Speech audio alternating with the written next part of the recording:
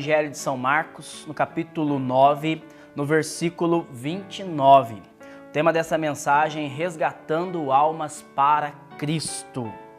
E ele respondeu: essa espécie só pode ser expulsa pela oração e jejum.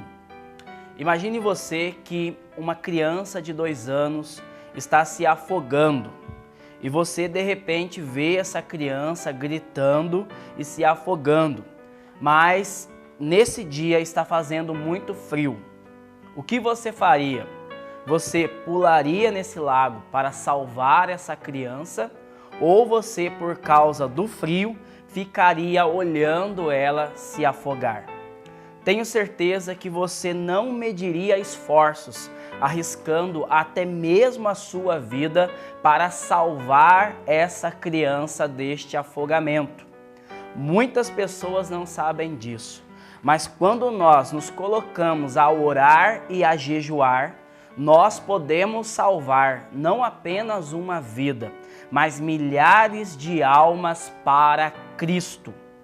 O inimigo de Deus, o demônio, nesses últimos tempos, ele tem se manifestado de maneira furiosa sobre os filhos de Deus, principalmente em 3 esferas de nossa sociedade. Ele tem destruído matrimônios, ele tem atacado a juventude, quantos jovens não estão se suicidando, e ele tem também atacado as crianças, principalmente com suas ideologias por meio da sexualidade. E eu quero falar para você que nós podemos enfrentar Satanás através da oração e do jejum.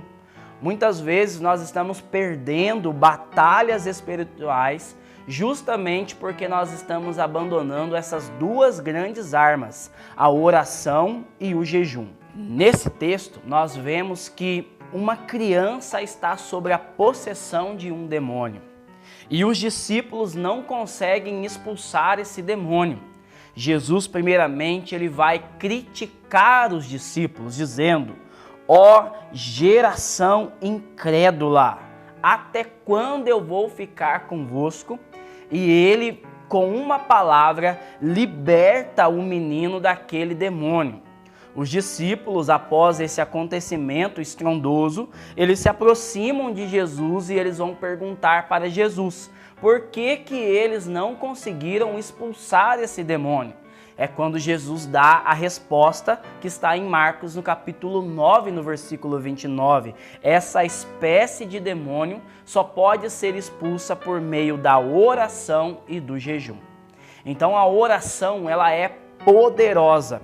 E quando nós, unidos à oração, jejuamos, nós ampliamos a força da oração. Quando nós oramos, nós atendemos a causa primeira, dizem os santos, que é a vontade soberana de Deus. Deus é todo poderoso e Ele pode mudar qualquer realidade. E uma vez que por meio da oração nós atingimos a causa primeira, automaticamente nós temos as causas secundárias em nossa mão. No livro Alma de Todo Apostolado, um bispo da igreja, durante as santas missões para a conversão de uma cidade, ele vai dizer: eu prefiro 10 carmelitas a orar do que 20 missionários a pregar.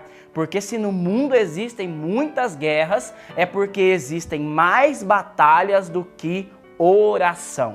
Tudo pode ser mudado pelo poder e pela força da oração. E eu quero convidar você também a se unir ao exército do Senhor para que nós possamos resgatar muitas almas para Cristo.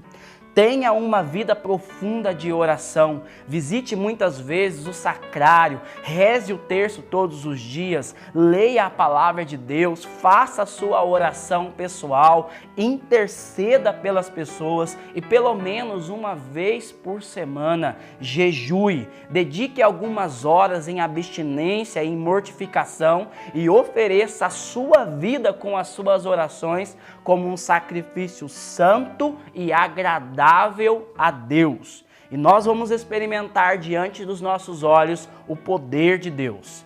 Nesse texto, no capítulo 9, no versículo 23, o Senhor vai falar para aquele pai: tudo é possível para quem crê. Que Deus abençoe você, que você possa orar e jejuar continuamente conosco.